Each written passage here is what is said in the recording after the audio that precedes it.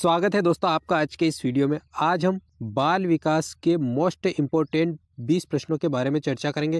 दोस्तों आपके किसी भी टेट एग्जाम में ये प्रश्न आने की ज़्यादा से ज़्यादा संभावना रही। बढ़ते अपन सीधे पहले प्रश्न की ओर। किस मनोवैज्ञानिक का सिद्धांत सुव्यवस्थित व्यवहार का सिद्धांत के नाम से जाना जाता है? दोस्तों सुव्यवस्थित व्यवहार का सिद्धांत के नाम से जाना जाता है, ये सिद्धांत है C.A. हल का।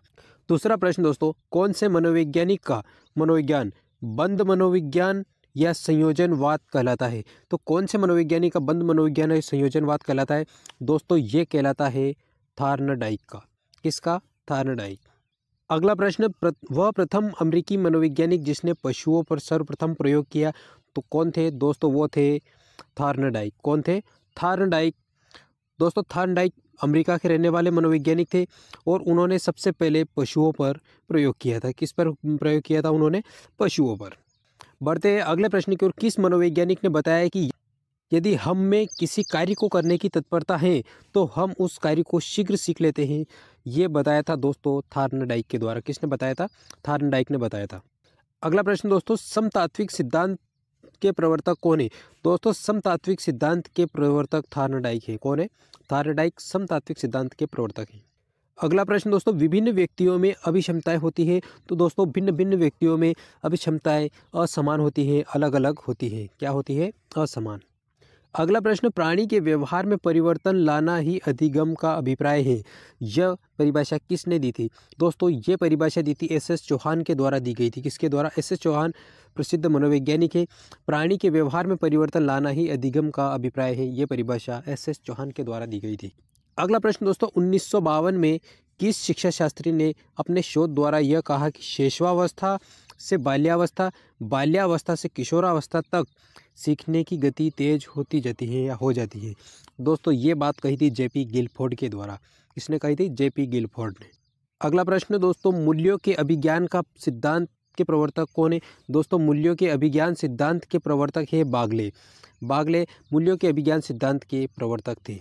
अगला प्रश्न दोस्तों, 10वां प्रश्न, प्रबलन का सिद्धांत किसने प्रस्तुत किया था? दोस्तों प्रबलन का सिद्धांत C.L. हल ने प्रस्तुत किया था।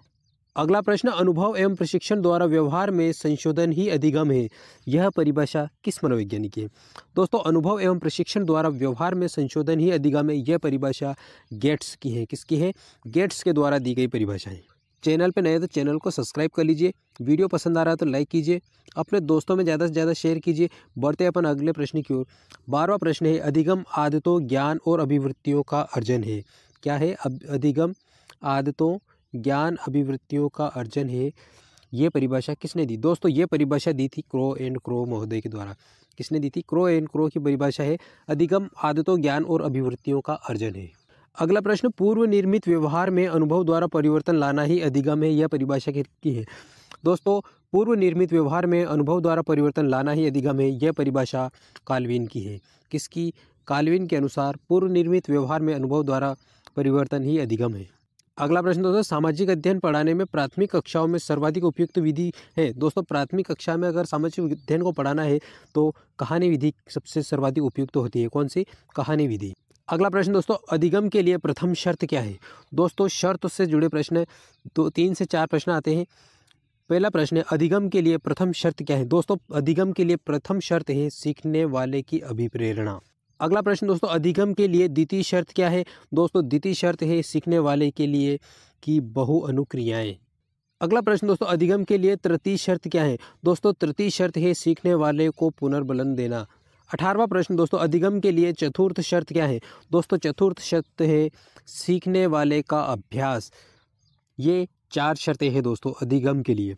अगला प्रश्न है हमारा, अधिगम अपेक्षाकृत व्यवहार में स्थायी परिवर्तन है जो अभ्यास एवं अनुभव के परिणाम स्वरूप होता है। यह परिभाषा किस मनोवैज्ञानिक के द्वारा दी गई? दोस्तों ये परिभाषा दी गई मॉर्गन के द्वारा दी गई। अधिगम अपेक्षाकृत व्यवहार में स्थायी परिवर्तन है और जो अभ्यास एवं अनुभव के द्वारा परिणाम स्वरूप होता है। बाल केंद्रित शिक्षा की अवधारणा मनोविज्ञान के किस संप्रदाय ने दी थी? दोस्तों, बाल केंद्रित शिक्षा की अवधारणा मनोविज्ञान के मनोविश्लेषणवाद संप्रदाय के द्वारा दी गई। किसके द्वारा? बाल केंद्रित शिक्षा की अवधारणा मनोविश्लेषणवाद संप्रदाय के द्वारा दी गई। दोस्तों, वीडियो पसंद आया हो तो लाइक कीजिए, अपने दोस्तों में ज़्यादा से ज़्यादा वीडियो को शेयर कीजिए, ताकि कोई भी भाई बहन किसी भी प्रकार की टेट एग्जाम की तैयारी कर रहा है, वीडियो इसके लिए बेहद उपयोगी होगा। दोस्तों, चैनल पर नए हैं तो चैनल को सब्सक्राइब कर लीजिए। मिलेंगे अगले वीडियो में, तब तक के लिए आपको बहुत बहुत धन्यवाद।